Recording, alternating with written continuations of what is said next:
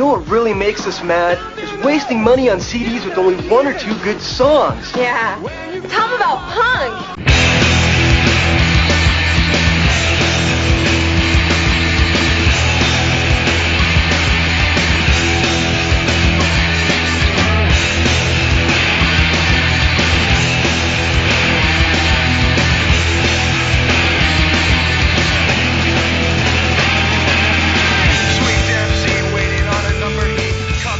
What's up, posers? Welcome to Punk Lotto Pod. I'm your co-host, Justin Hensley.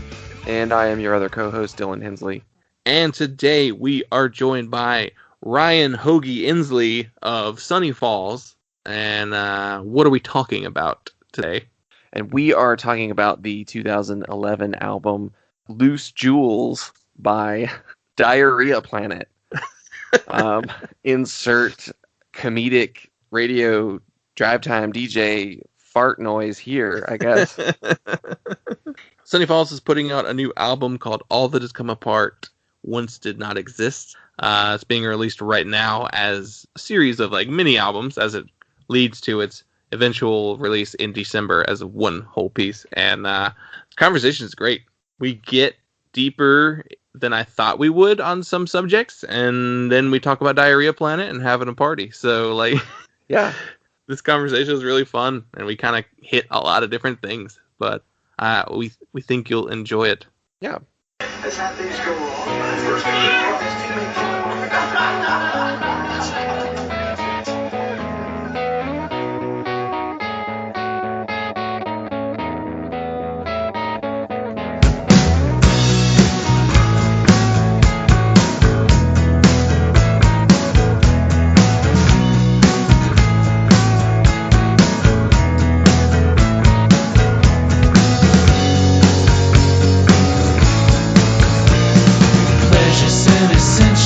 Stuck somewhere that's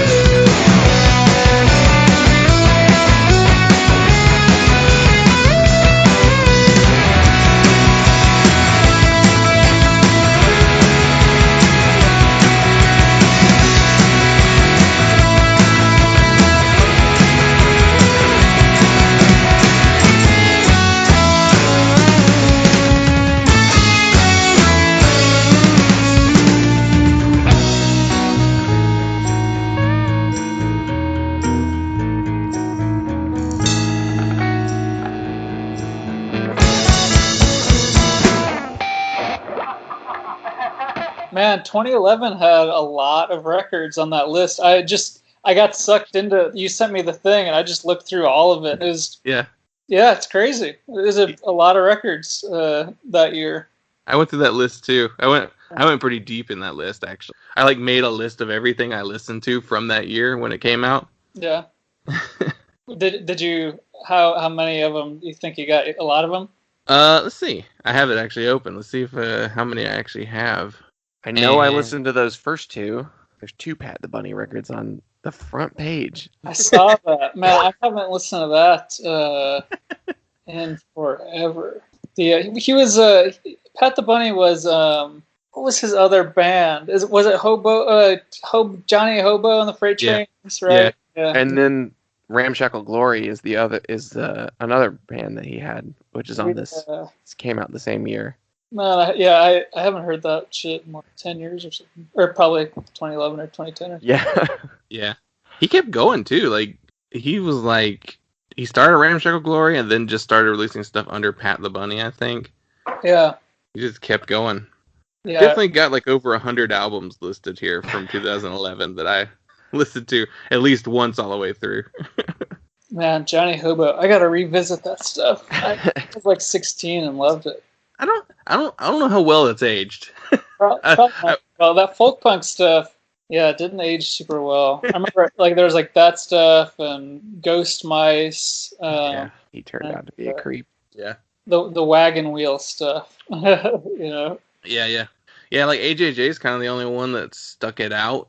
And they've changed a lot. Yeah, they became full band and all that stuff. They definitely went more in like the direction that the Mountain Goats went in. They followed that. Were you into like the punk stuff back in 2011? Oh yeah, I grew up just playing in punk bands here in Chicago. The stuff we were into it was kind of like street punk. I'm 29, so this is probably early 2000s. I was like 13, 14 playing in punk bands, and there was like a big street punk. It was kind of like started off when I was younger as being street punk shit, like Casualties and and then kind of from there, DRI, Minor Threat, the 80s hardcore stuff. And I still have some of those recordings. My friend has a podcast called Memory Lame, Bad Songwriter Podcast, where they go and talk to artists and they bring back old recordings and stuff. And so I did that and showed them some of my my old punk rock recordings, and yeah, it was fun. So yeah, it started with that kind of stuff, and then after hardcore, always big into punk stuff since I was like 12, 13. Yeah, where I grew up, there's just in Chicago, there's a lot of punk bands and a lot of weird spaces and older kids that kind of showed us the ropes. And yeah, I was lucky to grow up with a lot of different punk bands and stuff, and I picked up an acoustic guitar around 17, and then the punks didn't like that much, and I started playing in other kinds of bands, and but yeah, totally. Punk shit is. I would be nowhere without punk. Yeah, I got that vibe from your music. Like I was listening to it, and like even though like you wouldn't traditionally classify it as punk, I guess it's more indie rock, singer songwriter, whatever that is now, or DIY, but you can feel that I don't know if it's an intangible thing, if like just because I've been listening to so much punk my entire life that I can just like recognize other punks even when they're not playing punk music specifically. But I get it from your music. That's cool. Yeah, that's awesome. I'm glad. It's kind of an intangible thing, I guess. Just kind of, just noisy, random squeals and, rawness. I don't know. I love that shit. Yeah, I guess, I wonder. Punk stuff, it does kind of, you can tell. I agree. It's something that's hard to pinpoint if it's not just straight up punk stuff. But I don't know. I feel like punk is, it's sort of like an attitude, It's like It's a vibe. I don't know.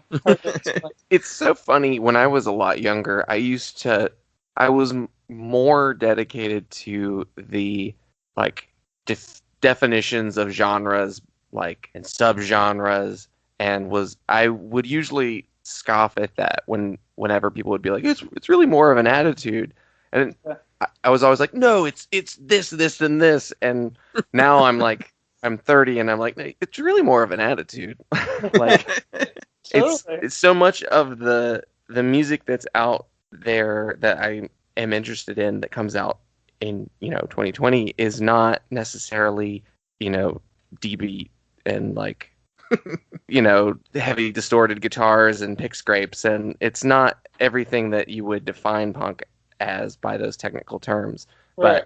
But like we've been saying, like with your music, you can kind of tell where someone came from punk, and I feel like that's true of a lot of what is called indie rock or power pop or whatever today. Sure, yeah. I mean, it all kind of, I feel like post-punk is a term that's really funny to me because I know what post-punk is. Technically, if you were to try and define it by genre, you know what post-punk is going to sound like. But to me, I feel like everything is post-punk. Like, it's sort of like, because, I don't know, like, what was the first post-punk stuff? Like, maybe Television, and, I mean, Talking Heads, like, even their, like, most dancey world music kind of record still kind of sounds like punk to me, in a way that is a little nuanced. I don't know, but... Yeah.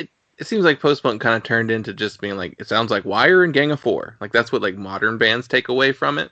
Yeah. And then, like, if they're borrowing from Joy Division, then it's goth. Yeah, Talking Heads, they have this whole other, like, world music level to their music that's so different from most other new wave bands at the time. Yeah, totally. Like Crust and D-Beat, that's a pretty specific thing. Right. Yeah, yeah, totally. But, like, just saying, like... I'm also almost 30, and I feel like that's, like, kind of the... I don't know. It's weird. Like when you're growing up, I had the exact same thing. Like if you because there's like a community of bands where it's like if you go to a punk show, like you are going to have Liberty Spikes and D-beat shit. Like that's punk. But I don't know. I mean, I guess there's definitely bands that do that forever. But I don't like. For me, it was just kind of like I don't know. I don't know. It just got boring.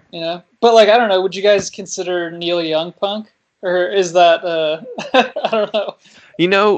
He definitely has the same mindset of a lot of the bands that originated punk in the 70s. Mm-hmm. I feel like if you look at everything that he did immediately after Harvest, the Ditch period, that is analyzed and praised, and then even after that, like, he bucked that expectation of himself and was like, I'm going to make a synth record because I want to, or a rockabilly record because I want to, or straightforward country records. Like, and I feel like that's very much the attitude of a lot of early punk bands. I mean, The Clash didn't do the same thing with every LP. I mean, it was... Sandinista. I mean, would The Clash not be considered punk by the time Sandinista comes out? I guess it just depends how you want to define it, but then I feel like defining things is kind of not punk.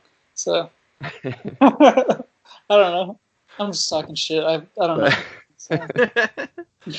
No, it's true, though. Like, what was it? Kississippi made a post this week that said something like, emo is whatever you want it to be. Yeah. And then I was like, well, that kind of fits with me calling everything punk, even if no one really agrees with me, but... Sure. Yeah. Yeah, well, it's funny. It's like what our friend Ann Lepore of Machine Shop, we've had on the pod multiple times, she calls it her umbrella, and it's like, it's the punk umbrella. Yeah. I like that. And even if, like, you started under the umbrella and then drifted away into something... decidedly unpunk, like historically, I guess, unpunk, like country. Like punks love Lucero still because they started in like a Jawbreaker style band. So like, totally. It's alt country, but what punk at its core and its ethos. I think that a lot of it is that too. It's the ethos of it and the kind of mindset. And, How long have you been doing Sunny Falls? I started it in 2016, 16 or 17 after having been in a bunch of different bands. And, did you guys grow up playing in bands, or were you just, Yeah, Dylan started in a death metal band, and then he went to college, and then I took over his spot in that band. Cool. I played one show, Okay. and then I got kicked out because I didn't come to practice. And then and you got replaced with a power metal singer. Yeah. And then we started a hardcore band with the two friends who were in the death metal band too. So yeah, we played in a hardcore band for 3 years maybe. It's funny that the only EP we released came out in 2011. Yeah. I saw it on the chart there too, like on the EP charts. It's like way back in like the 900 something. It was funny. I probably submitted it. Yeah. To this website.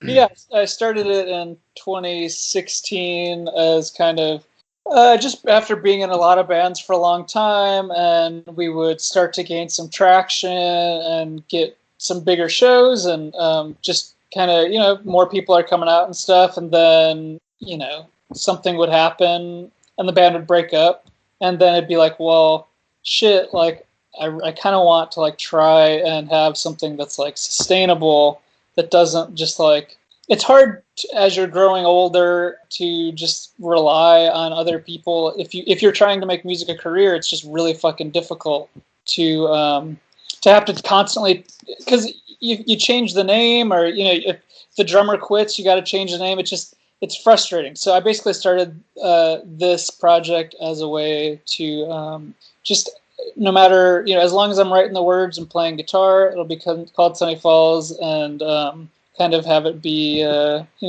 whoever's around, and it's more of like a collective thing, and I did kind of have a band for a couple years, like a traditional band, I guess, but some shit happened, and I don't play with them anymore, but now I still have the name, it's just like, shit's gonna happen. People get into arguments, and it's tough. It's intense. Being in bands with people it's a lot, you travel with them, or you used to travel with them, and so it's just kind of a way to have like a sustainable project without having to like start over if some shit happened. You know what I mean?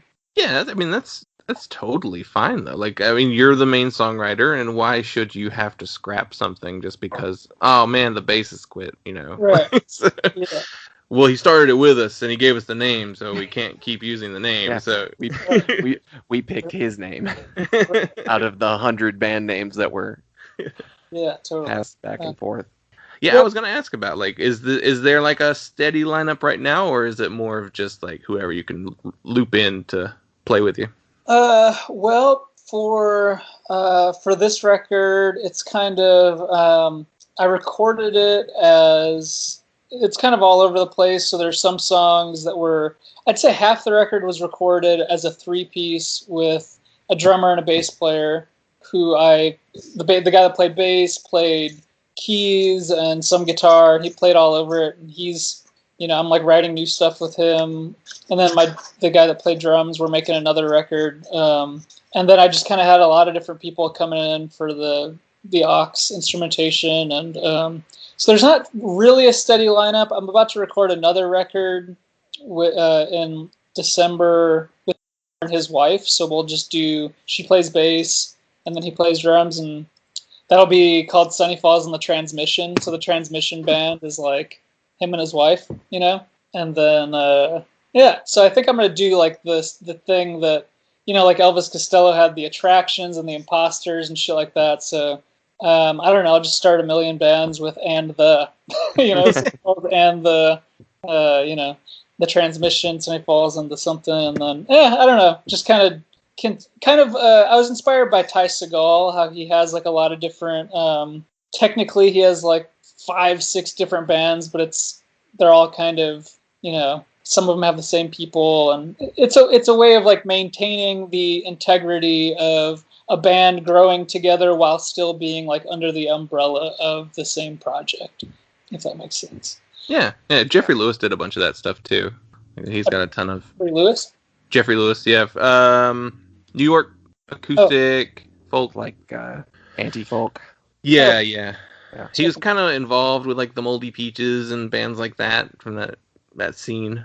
But yeah, he did the same thing. It's like, and not the Attractions, but he had something, and the Thunderbolts and something like that. But it was different names throughout the career.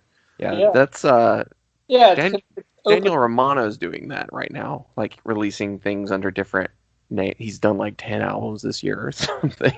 Yeah, that's awesome. You said Daniel Romano? Yeah. Did he do a record with Parquet Courts? He might have. I thought that name sounds familiar. I wouldn't. He seems like he's probably associated with them in some way, so I wouldn't be surprised. I haven't kept up with him, but I was gonna say, you said you're gonna start recording another album. That's really quick because like this one's technically not even out yet. Yeah. Is it COVID just like inspiring you to just? I'm home alone. Might as well record stuff. Kinda. Yeah. It was. We sort of. Well, this record was recorded between like June and. October last year, or no, June and October, November. So it's been done for about a year. And then, the guy that played drums on it and I just kind of like immediately started writing stuff. And so, we just kind of finished it up over the past 6 months just because, there just wasn't a lot to do. So, we flew through it and just wrote like 10 songs and, so that'll be coming out, I don't know, next year sometime. Probably. What is the release date for the current one? It's going to be in December. We haven't set an exact date.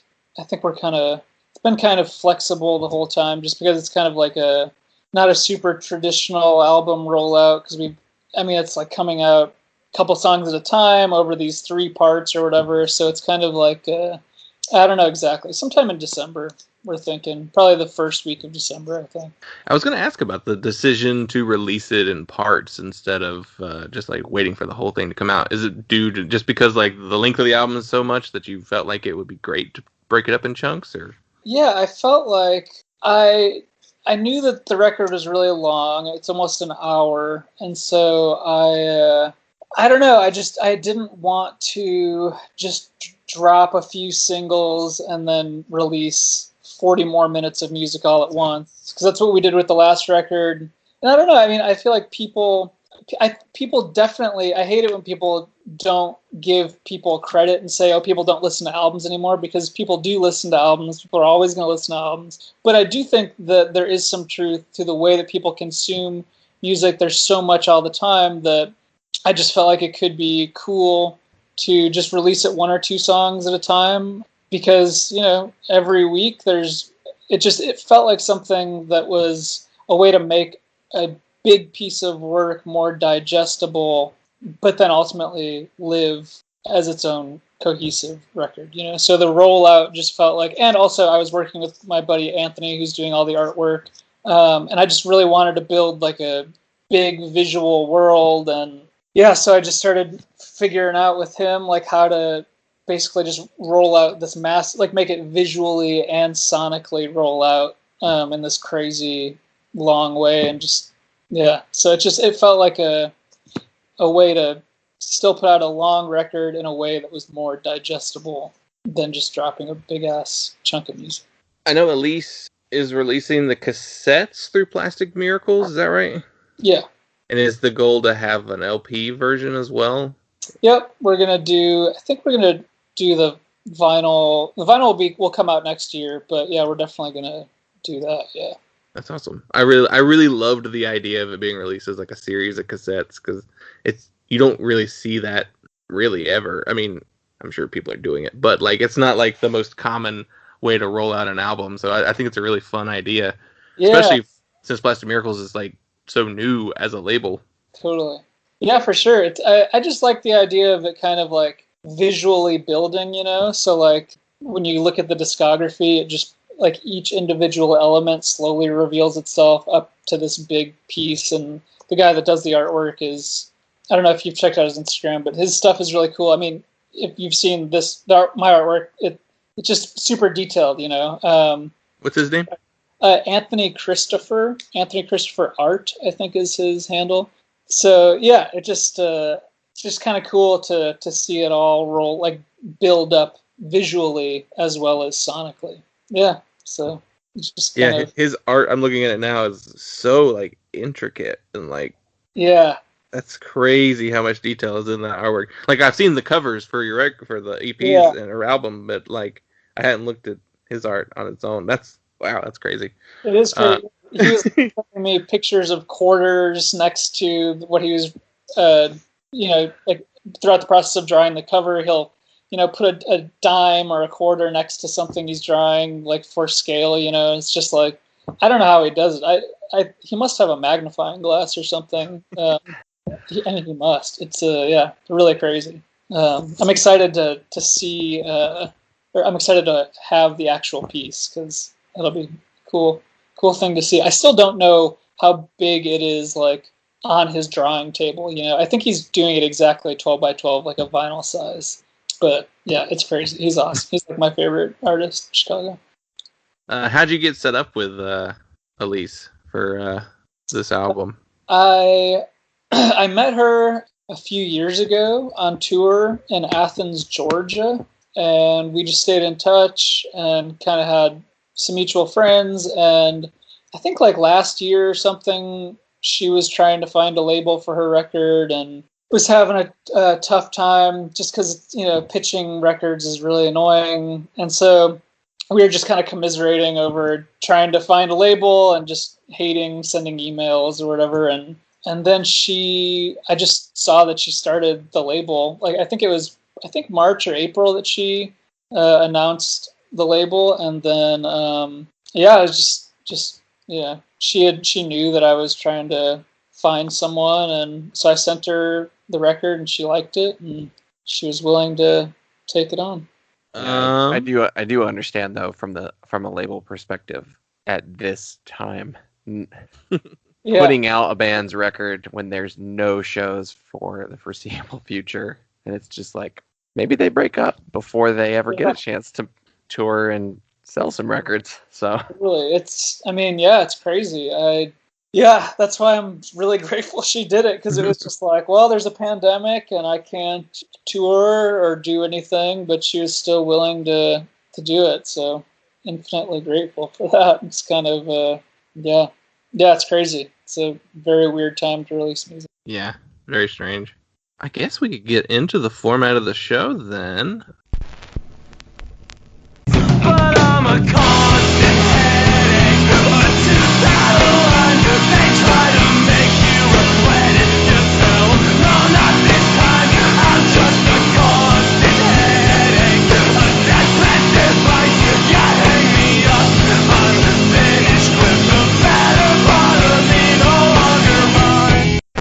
Hey, rain on me. Hey, rain on me. I'm parting the sea between brightness and me. I am an innocent heart. I am a hunter.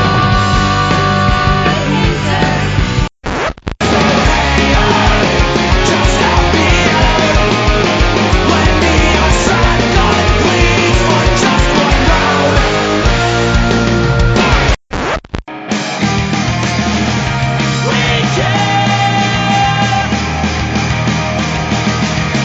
We can't forget the pain together. Suppose this is so about. Suppose this is so about. Suppose this is so about. Suppose this is so about. We mentioned a little bit about 2011 at the beginning there. I guess for reference for other people who don't have the list in front of them. Dylan, what was 2011 for punk music? 2011 was a pretty interesting year. I guess I say that being I was in college in 2011, and I was definitely, my tastes were definitely solidified by 2011. I would say I was firmly a punk. Still, and still a little bit of a hardcore kid, but there is a lot of what I would call fest punk, I guess. Mm-hmm. Fest punk? Yeah. The good old No Idea family tree of bands, and I guess other related labels. But I started at the back of the list and was pulling some stuff. So these are going to be kind of deep cuts, but like Homeward Bound by Caves. I remember that being really hyped when it came out. Never Settle by Sundials. That's a record that I was definitely aware of. A great underrated Richmond, Virginia band. Phone Home by Big Kids was a really important record to me. That was a major band for me at that time in 2001. So it's kind of a nostalgic trip here. Yeah, I was doing that too. Like, it was weird. It was we kind of had our feet in two worlds. We had like our fest related bands that we were into, and then like also hardcore stuff because we were playing in a hardcore band. Like Code Orange Kids put out 2 EPs and Yeah, like Cycles. That's what that one's called. good some good Death Wish style hardcore. There was a Ghost Limb record that I loved. There's that Former Thieves record that came out that year. So some sludgy atmospheric stuff was still a major contender for my listening. Dang. I don't think that I've heard any of those records. Well, like I said, I started at the back Yeah. of the list. What are some big ones? I guess the biggest ones would be La Dispute, Touche Amore, Bomb the Music Industry put out Vacation, Joyce Manor's self-titled LP. Yeah. There's some pretty big records for the scene. Pianos From the Teeth. Oh, yeah. Title Fight did Shed. Wonder Years put out Suburbia. Yeah, so it was like a lot of the top shelf stuff was going on. Run for Covers. What was the other one? Yeah, No Sleeps. There was that circle of emo, screamo, post-hardcore stuff. What were you listening to? In 2011, let's see. I wrote down some stuff. Let's see. There was a Wilco record, The Whole Love, that I liked. Mirror Traffic, Stephen Malcolmus came out that year. Smoke Halo, that Kurt Vile album. A Paul Simon record called So Beautiful or So What. That was actually really good. I think might be one of my favorite Paul Simon records. Came out that year, which I totally forgot about. I also haven't listened to some of those records for a long time, so I was like on a nostalgia trip today too. It's kind of a fun idea of like going back to a specific year and diving in, because I feel like I have a tendency to always be like trying to find. I don't often listen to music for pleasure, I guess. Like I try and I feel like I study it. I feel like my brain when it comes to music is so like I just like to learn as much as I can, which is kind of annoying. I don't like that my brain works that way. But I never indulge. Sometimes I do, but I would like to more often listen to things that like I fully know and enjoy. I'm always like listening to new records. I'm just overwhelmed by how much shit there is, and so I don't go back and I don't revisit things enough. So I was thinking about that today. So I'm always trying to like listen to new stuff all the time, and I don't know. Yeah. That's kind of how I am. Like, I have a list right now that probably consists of 300 albums that have come out this year alone that I have listened to. Yeah, just like it's never ending. There's always new shit to listen to. And so I kind of forget, like, you can just like listen to music for fun that you know, just like, I don't know. Yeah, there have been some records that we have revisited for this show that I was like, oh yeah, this is just fun. Yeah. This is just a fun record. Like it doesn't have to fit into my like influences as an artist or right. Like, yeah. It could just be something I enjoy. Yeah, I find myself like slogging through some obscure Bob Dylan record. I'm just like, I gotta get this in my brain somehow. It's like, no, I should just listen to like Death Cab's worst album or something that I like. Well, speaking of fun, it kind of may be a perfect segue to the record we were talking about today. So we gave you the year 2011, and you picked Diarrhea Planet and their album Loose Jewels.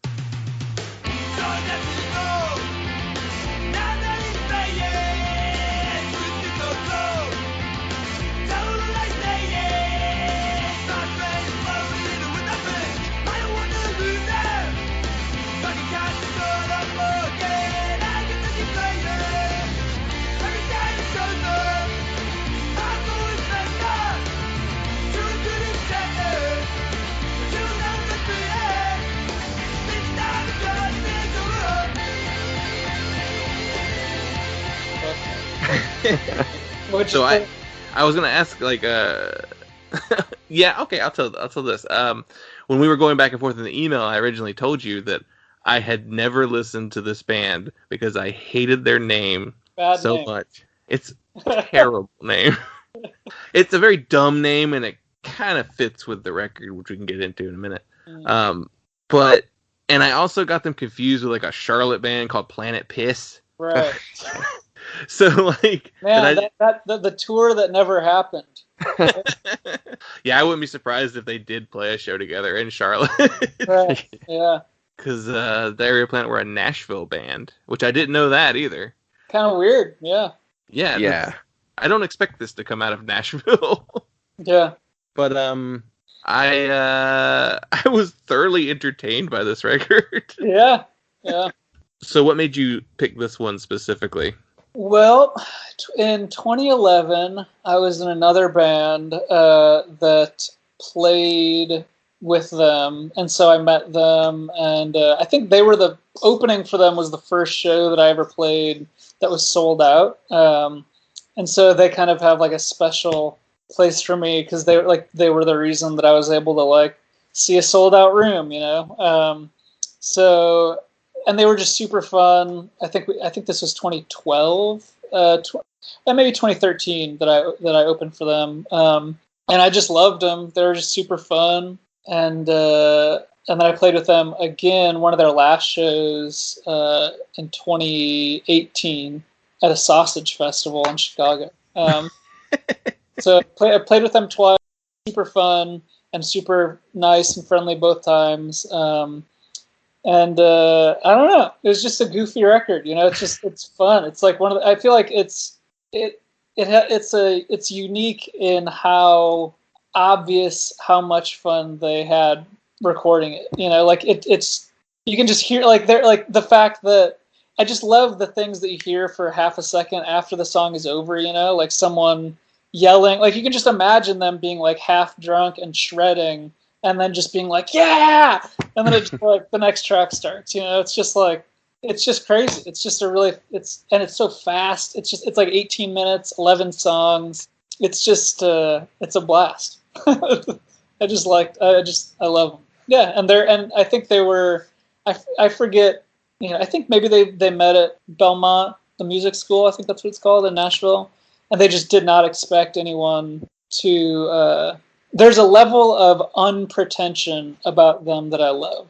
You can just imagine a bunch of dudes shredding and being like, we don't care about the name because no one's going to listen to us.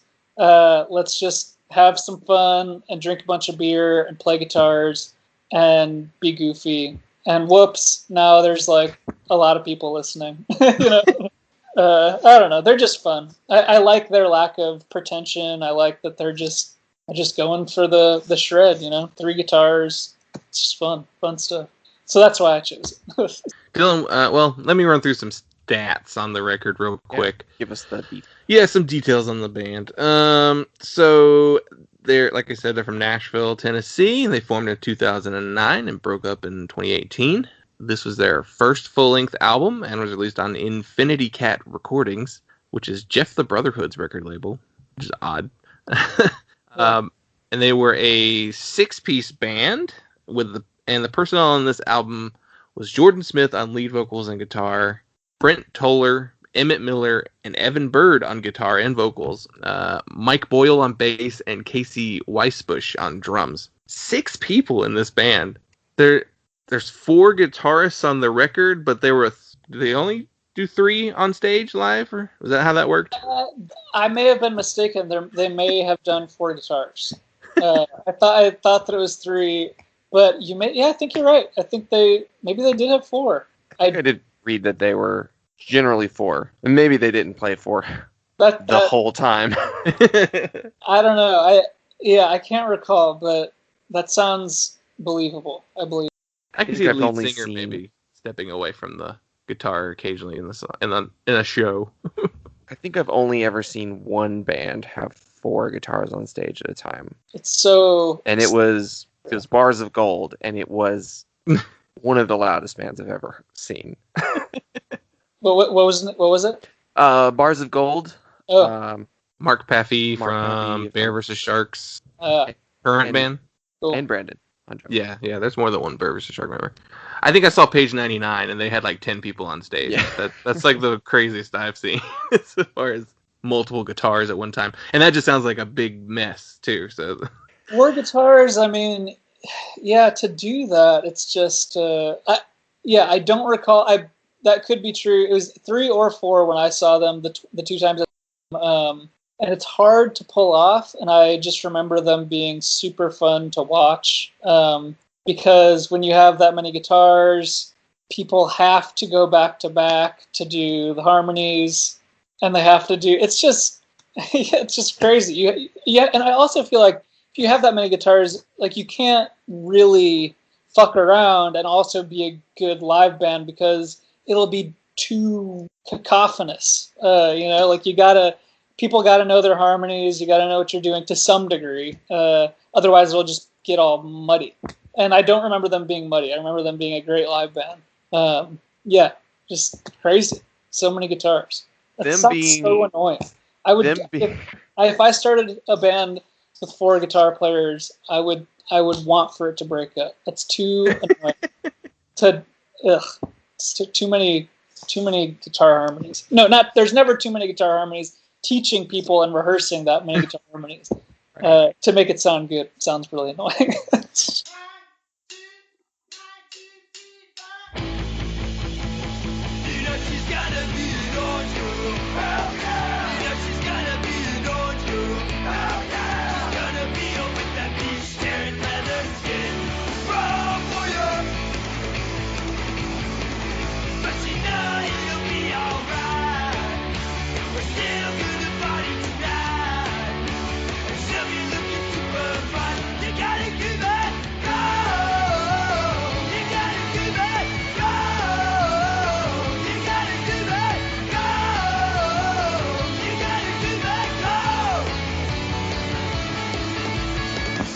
Them being Belmont students makes sense. For them to be able to pull off a 4 guitar band, to coordinate 6 musicians like that, you've got to have some chops. Yeah. You got to be like, you do the 5th, you do the octave, whatever, and they just do it. And they know it. Yeah. because you don't have to sit there like, all right, well, I know this is the octave. This is. Yeah, totally. What chord is that? I don't know. Yeah. That reminds me of our metal band. Like we had 2 guitarists in that band, and just getting the 2 of them matched up was like almost impossible. The worst. Playing music is the worst. I always loved being in a band, but I hated practicing more than anything.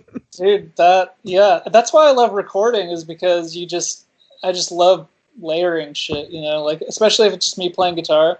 It's just like get right and then just I don't know. But yeah, it's annoying. Practicing sucks. That's my least favorite thing, is having to rehearse for shows. So I'm starting to miss playing shows, but at first I was like, I'm okay not playing shows. I don't have to play the same song over and over again to get it right. Well, also trying to get shows is also a pain in the ass, and like getting a venue or a booker to email you back. It's awful. It's like this punishment that we all put ourselves through just because it's like, but I love music too much. Yeah. Yeah, I do miss it though. Yeah. Yeah, I miss going to shows. I did that thing. I always would do that thing where I got to a show and I'd be like, if I went home right now, I'd be satisfied. Yeah. I had the experience of going to a show. All right, one band played, I'm gonna go home. Yeah. Totally. I wrote down in my notes that this record is party time music. Yes. It's nothing but like big rock and roll good time. It starts off with an intro track. I guess it's just someone just yelling about having a good time. It kind of reminded me of like an Andrew WK record or something like that. Like where partying is like the ultimate goal. Or I guess they throw back to like Van Halen, Excess, rock and roll stuff too. Yeah. Yeah, they're an interesting band because with a name like the name that they have, I was like Justin. I definitely did not listen to them. I put it off completely, which is so funny because listening to this record, I was like, oh yeah, I would have absolutely loved this in 2011. This is exactly in my lane. It's loud guitars. It's like punk rock. It's like funny. Like they just have a funny attitude about the way that they play. Everyone singing at the same time. Like I heard, it sounds like Latterman vocals to me. Like it. Yeah, it's like never just one person. Or it's just. I feel like a lot of the lyrics, they're like yelling "we," like we are doing this or something. It's just like it sounds like it was fun to me. But my impression was always like, oh, this is gonna be like some ironic garage rock, like. Yeah. And it's garagey, but it doesn't come across as ironic. I mean, other than the name. Yeah. Totally. Well, their name comes across to me as just like, we came up with the most ridiculous name we could. Yeah. Which isn't necessarily irony. Yeah. I didn't realize how lo-fi. I haven't listened to their other record or this one in a long time. So when I revisited it, I did not realize, when I was listening to it, I thought the recording quality was good. And then their next record came on, like the Spotify shuffle when that one ended. And it just like blasted my ears out because it was so much higher quality. So it was impressive it did kind of have a garage rock recording quality, but they did it in a way that doesn't sound lo-fi in a way that I usually don't like that much. It was just like, I don't know, it's cool. It's an interesting sounding record. Yeah, they recorded it live. Oh yeah, with some overdubbing, I think. Okay. Which I think was an approach that they carried through. From what I read, it seems like they carried that through the rest of their records. That they would generally lay down most of the tracks live and then do the studio stuff, the overdubbing and the more, like they probably recorded the vocals later, that kind of thing. But sure. That's probably, so I bet that the two records that came out after this probably sounded like this one before they they added like the production values and all that kind of stuff. So I'm betting that's what mastered it up. Because I thought the volume was kind of low on this record. Like, because you're right, when I tried the next one, it was like much louder.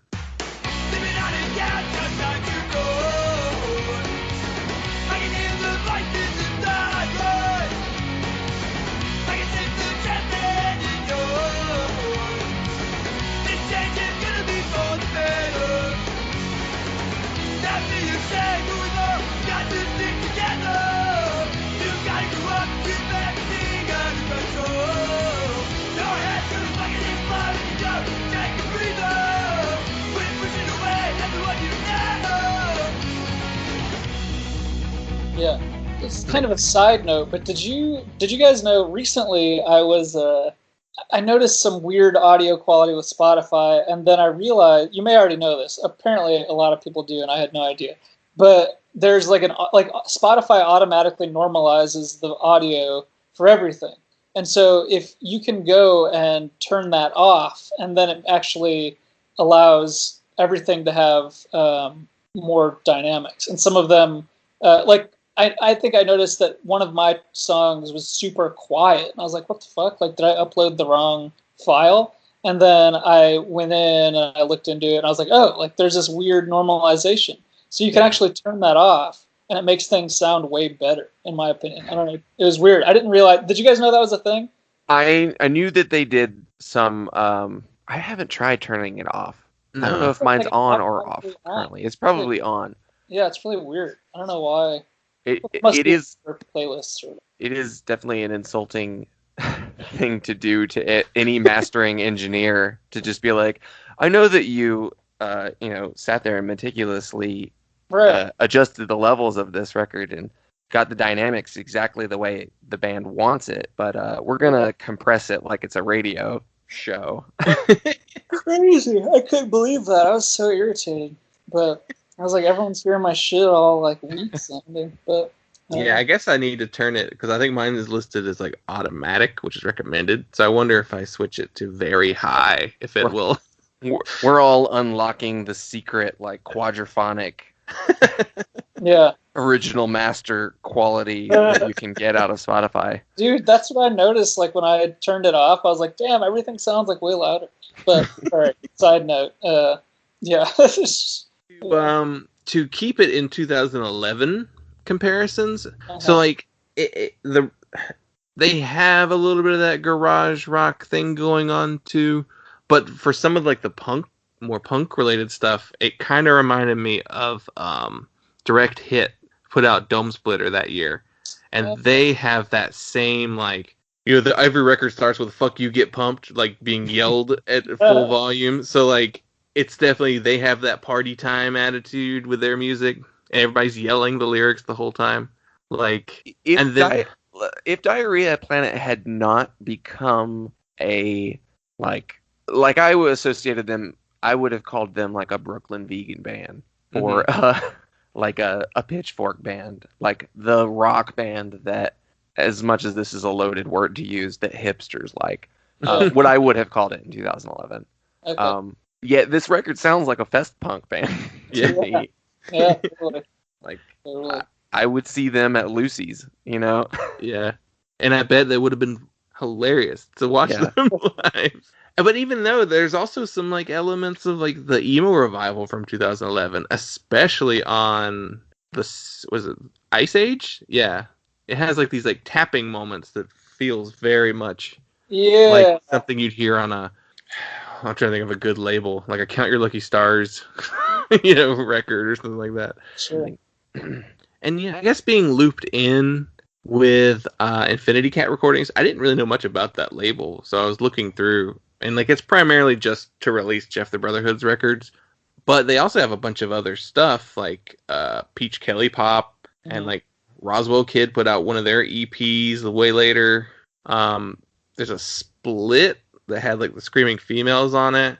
So it's like, okay, they're not, I don't really want to talk about Burger Records, but like it's not that kind of label in the sense that like every band on that label is the same like sleazy garage rock band, or what's the more slick or more mainstream version of that? Who else was doing that kind of stuff? I mean, Black Keys put out that Black Keys record in 2011, the one with the minivan on it. As far as like your bluesy garage rock, post White Stripes kind of. Yeah. I guess White Stripes would be like the cleaned up version of that, sort of. Or whatever Jack White was doing at the time. Yeah. I don't know where they were in 2011. Yeah, Third Man was a thing though.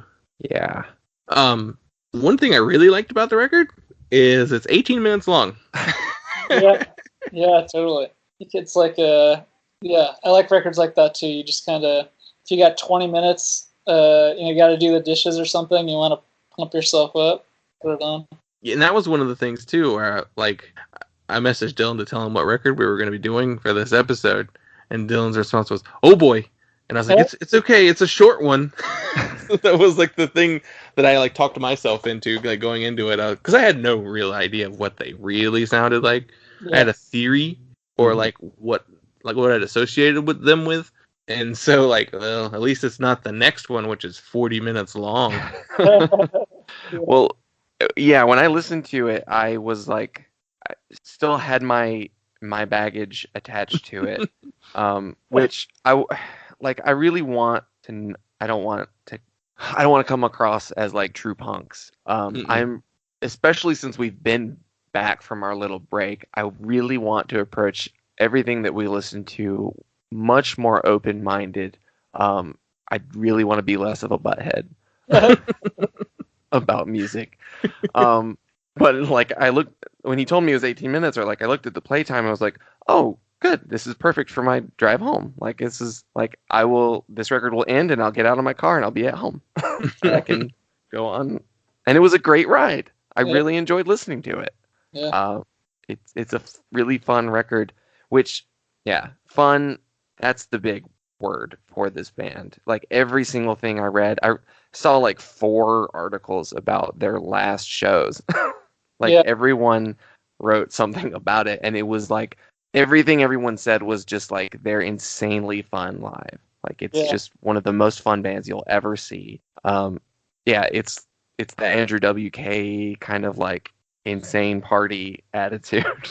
Yeah, and also, I mean, live, it's like they could play this I mean, or even at a party, you could put this on and just have it on repeat a few times before anyone's like, wait, did we just listen to this? Because it's just kind of like, I don't know, it's like easy listening, shreddy party music. It's very easily digestible. Yeah. I guess if there's like a drawback to the record, it could be that some of it kind of blends together in your memory, Yeah. Like when the record's over, you're like, I have a hard time like picking out the specific parts of the songs. Sure. But it's more like this this wall of like shredding like the whole time. Like going back to our discussion of post-punk. Like that's kind of a post-punk thing. Like it's a texture more than it is a song. Yeah. I mean, there are, definite parts, but you're more along for the ride than you are like, oh, that's a clever chorus. Like, Sure. Is there? Yeah, I don't think there's a ton of sing-along moments on this album. I think the last track is the only one that I could imagine when I was listening to it, like a crowd cheering along with it or something. It's like something about drinking beer. Yeah.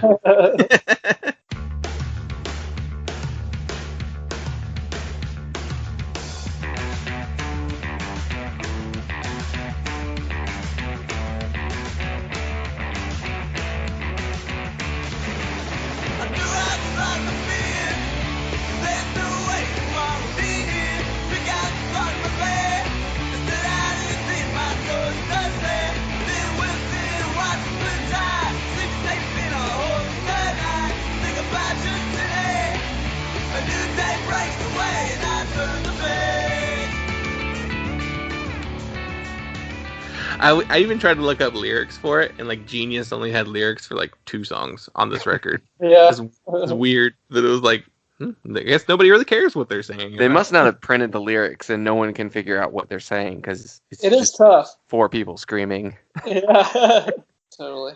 I was looking up Casey Weisbush's like career, and he went on to play like, I guess he's more like a session type musician because he plays with Soccer Mommy, Mitski, and Bully. Like, cool. All these like more recent critically acclaimed groups. Like, it's just funny that like Party Time Dude went and started playing like not somber, but more like singer-songwritery type stuff. Like Bully's got some fun songs, but yeah. Yeah. Totally. I didn't know that. It's cool. They kind of reminded me of, like, I was looking at the other records they put out. I checked out I'm Rich Beyond Your Wildest Dreams, and like not only was I a little disappointed by the 40-minute like playtime, but I was sampled a little bit of it, and like the production value had gone up, and like the songwriting was a little bit more ambitious. But and they reminded me of when like Tenement like put out Napalm Dream, which is like a fast, fun, poppy punk record, and then like they followed it up with the double LP Predatory Headlights with like just has piano songs on it. Like it's a very different thing. Mm-hmm. It's just odd that they took that same route. Yeah, I haven't listened to the record that came out after this one in a while. I think I have that one on vinyl. Yeah, I don't know. I think I did like this one a little bit more for sure. Do you guys like to do do you have a rating system for the podcast or what you give the record? So we used to do one. Yeah. We used to have like a 5-point scale. So I'm gonna go back and dive in. I'm excited. So like we used to do like a 1 to 5 with like the quarter points in between. So like, where would you put this one, Dylan? I'm at a solid 4.0. Yeah, that's kind of where I'm at. Yeah. 10? Yeah. Is it out of 10 or 100? Oh, it's out of 5. Out of 5. So. Oh, okay. It's a 4. It fucking sucked. We wasted our time. I didn't like this one. Okay, so that's like a B+. That's not too bad. Yeah, I guess 4 or 5. Yeah. The only thing that would maybe bump it higher would be like if I could sing along to it. That's like my ultimate threshold. I don't know why that's like just because I can sing along to it better, like, doesn't necessarily mean it's better music than the ones I can't sing along with, but it's just for my personal, like, enjoyment. Sure. I like to be able to sing along, but, like, this is just fun. Yeah. An enjoyable record. Totally. That does not overstay its welcome at all. Yeah, I think that if it was any longer, I would tire of it. But it kind of is a perfect, I don't know. It's kind of a perfect quick one that I would rather listen to it. I would rather listen to it twice and have a 36-minute record rather than if it was like even a half an hour. Like I kind of like I can listen to it twice and not get sick of it twice in a row. Yeah. Well, that's awesome. Thanks a lot for doing the show. Yeah, thanks for having me. It was fun.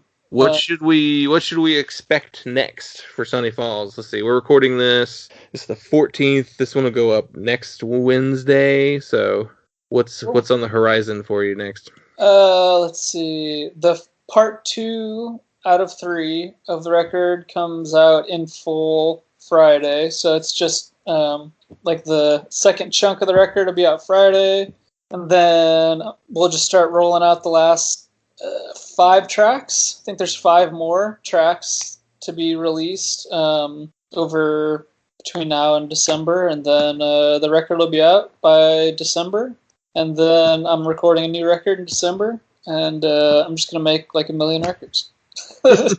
Yeah, you got the time now.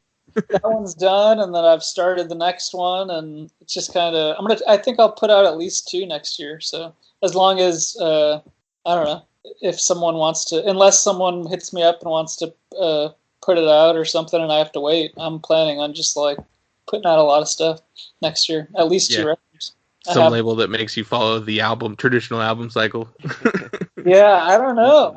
I just don't think that's. I don't know. I mean, there's nothing wrong with it. It seems a little boring for me. I like to put myself through a lot of work. So it's just, if you release it 1 song at a time and you got to make a bunch of collages and shit, it's just way harder. So I like to make things hard for myself. So I don't know. I just, you know what I mean? If you release it song by song, it just gives people more time to digest it. Although I guess, I don't know. I guess I'd be curious what you guys think. I feel like I'm kind of thinking about this in real time. There is something cool about releasing, say there's 10 songs.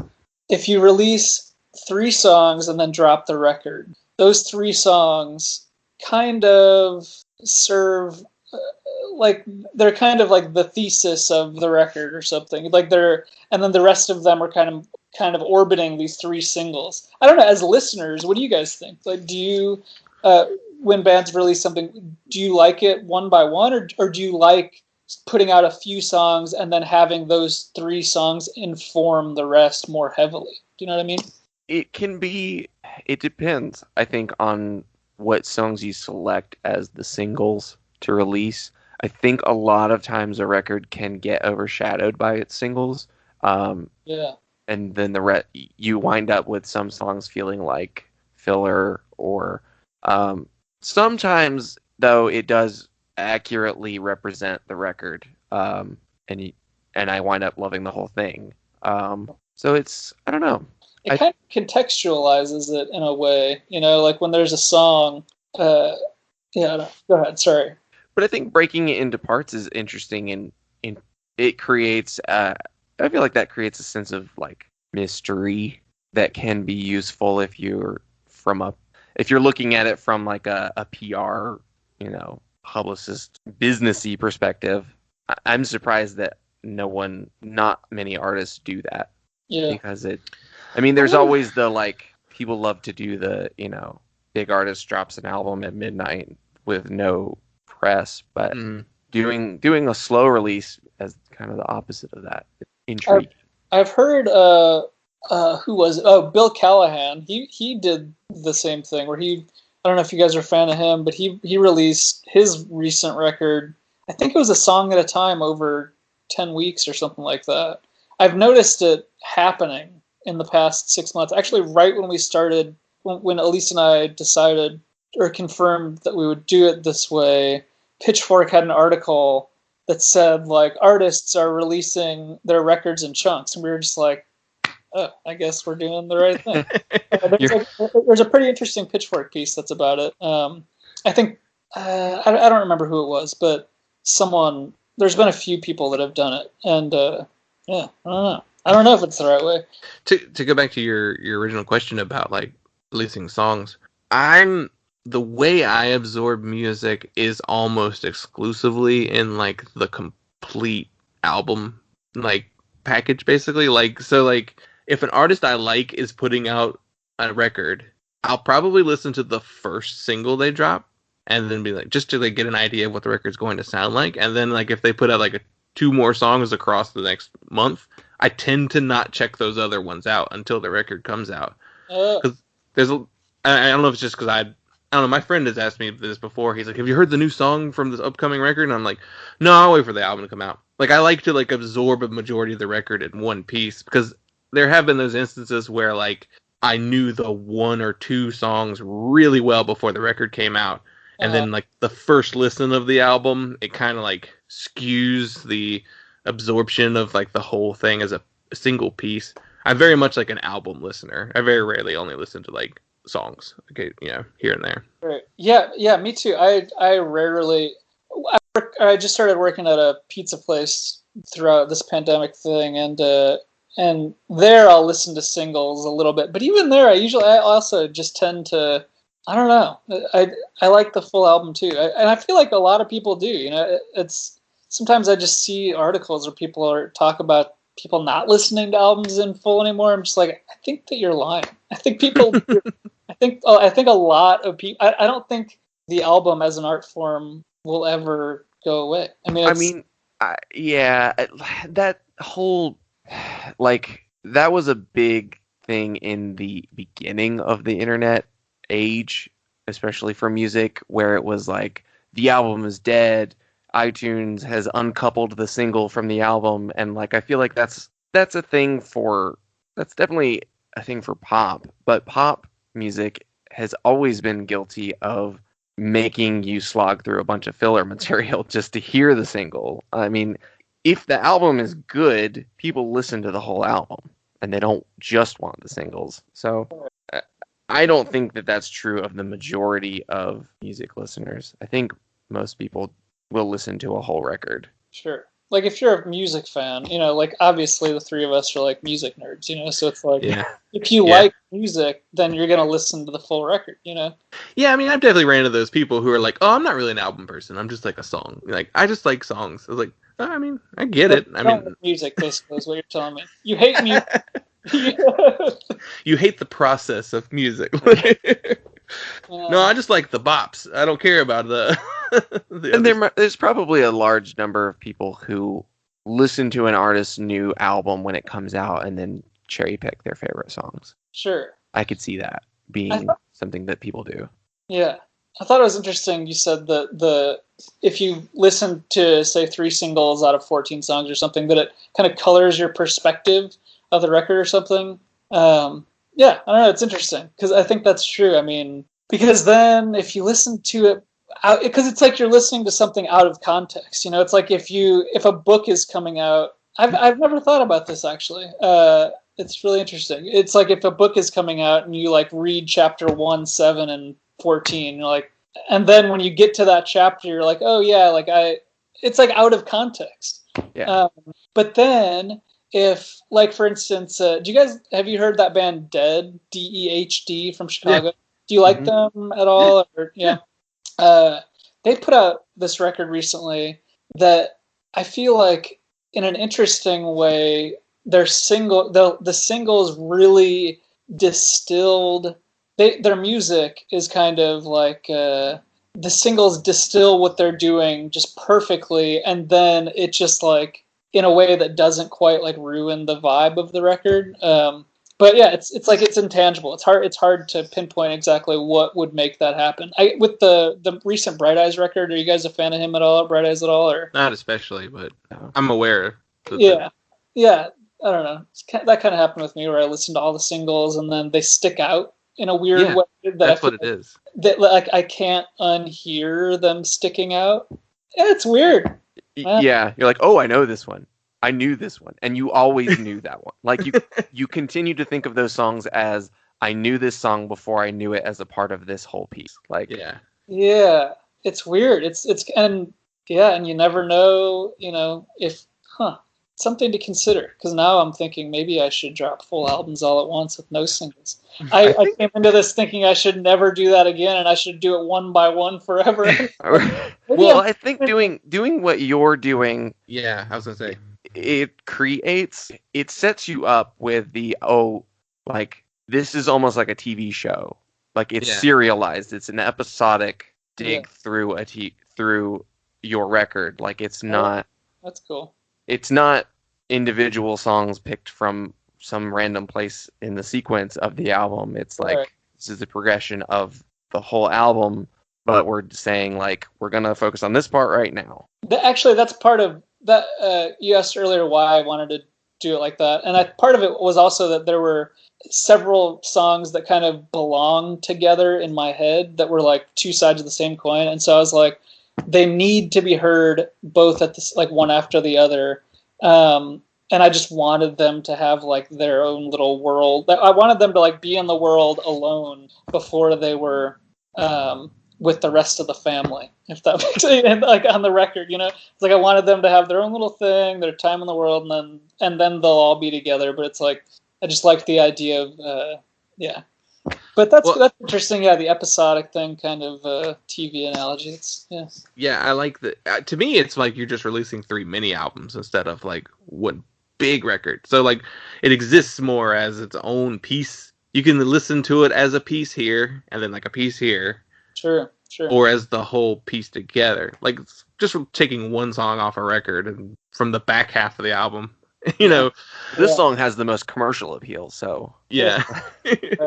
Because I noticed in like the first part of the record that you've put out so far, like there is this like the first 3 tracks especially feel like they go together. Like I couldn't imagine taking those songs out on their own. Like they belong together. Yeah, cool. Like I especially loved Filling in the Blanks. When the sax comes in on that, I was like, this is my favorite musical moment of the year. Like, thank you. Have you ever heard of have you looked into Sen Morimoto, the guy that played sax on a bunch of this record? I saw that like he was named separate. Like, so is this someone who has like a well-established career? Yeah, I guess so. I just did that because he was like, I don't know. I just love his saxophone playing so much. I felt like it was kind of like a feature, so I just thought I would like add him as like a featured guy. I did that for one of the other tracks for the violin and cellist. I just thought they were so significant to the song so that's why like on some of the tracks it'll say like featuring whatever. But he's great. He's putting out a new record right now. That's really cool. He's an awesome Chicago musician. Sen Morimoto. He's great.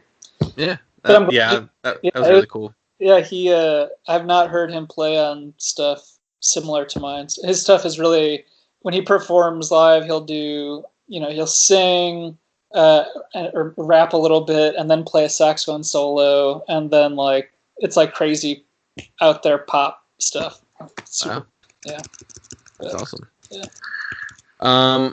One last thing. We've been asking a lot of people this at the end of the episode. With the world in constant turmoil, like nonstop, and our show tends to come out on a delay for the most part. This one's actually kind of close to when we recorded it, but like we do tend to record in advance. So like a lot of times we'll talk about like big stuff, and then like then something even crazier has happened since then, and what we're talking about is like way out of date. We're not topical, in that sense. Are there any particular charities that you personally support, or you just like would like to shout out that you think people should like maybe donate to, like a bail fund or something along those lines? Do you have one that you like specifically?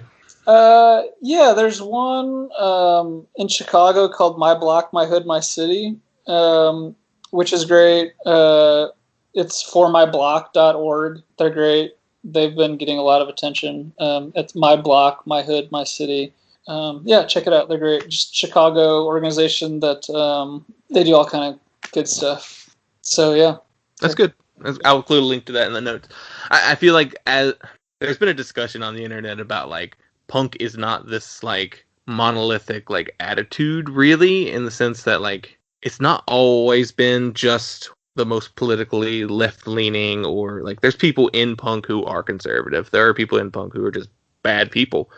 So like the idea of like punk automatically giving people a pass into this like world isn't great. But at the same time, I feel like punk should always be pushing boundaries and like focusing on helping in any way. I don't know. Punk made me more radical and left-leaning in any way than anything else I've been involved with. So I always want to like let people call out like specific things that they want to talk about as far as social issues and along those lines. But yeah, I'll put a link to that in the notes. And yeah, I agree. I think that it's hard. Like, we live in a time where people say that everything is politicized, and I guess I don't really understand how. I don't know. Like, being a human is kind of political when you're like moving through the world. It's like like politics. The umbrella of politics is kind of just like everything. Aren't politics just kind of like social interactions? Like, politics as an umbrella is kind of a dynamic framework. So yeah, I agree. I think anything can be political, and I guess it's strange that being like objectively horrific. How do I verbalize this? I can't figure out how to say this. It's strange that being a shitty person is like, I guess, a political ideology or something now. I don't know. It just mind blown all the time by just like the reality we live in. That's really frustrating and weird, and I don't know. I try not to get too overwhelmed. Yeah. But I think everything is inherently political, especially now, because that can mean that people, you just gotta fucking be there for people. And I think that being there for your friends is in some ways a political. I just don't see the term political as something that is like not also social and not also, I don't know, it's all kind of wrapped up, especially now. It seems like there's nothing. Every dollar I earn and spend is taxed, and my taxes are decided by politicians. Right. So. Yeah. And when you're earning dollars, you're living your life, so it's tough. There's certainly space to have fun and to not talk about things that are serious, I guess. Obviously we just talked about a record by a band called Diarrhea Planet. I don't know how political that is. Maybe, I don't know. I don't really know what I'm saying. I'm just kind of, I don't know. The thing about Diarrhea Planet, though, that something that was really endearing to me that I wanted to mention, they had an incredibly positive attitude, and that permeated their shows and what they tried to do. And there was even a band called Diarrhea Planet was actively inclusive of people who didn't look like them. It's a bunch of white guys in the band, but they actively made an effort to make people different from them feel safe at their shows. They really stressed that. They talked about that a lot on stage, and I think that's, you can have fun, and you can also that can be a political act too. Yeah, totally. Give us your social media plugs. Where can we get some music and follow you online? Let's see. Well, just Sonny Falls on Instagram. Facebook is a black hole, but I am featured on Facebook. I have a Twitter that I don't use. Actually, I don't know how Twitter works. I can't quite figure it out. But, mostly Instagram. I post on Instagram.